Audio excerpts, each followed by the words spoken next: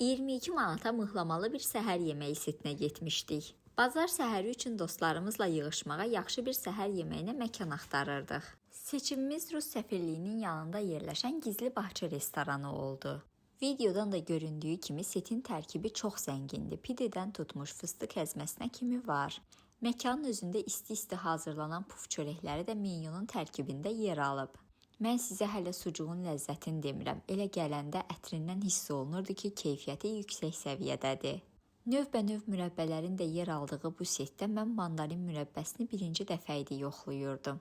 Menyunun bir nəfər üçün qiyməti 22 manatdır və masada 4 nəfərlik menyu mövcuddur.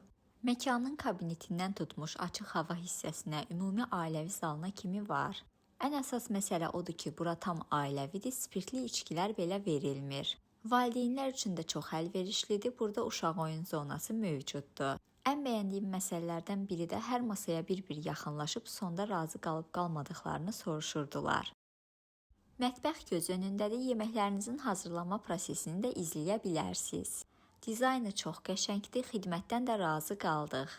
Burada atmosfer, ab-hava, hər şey çox yüksək səviyyədə idi.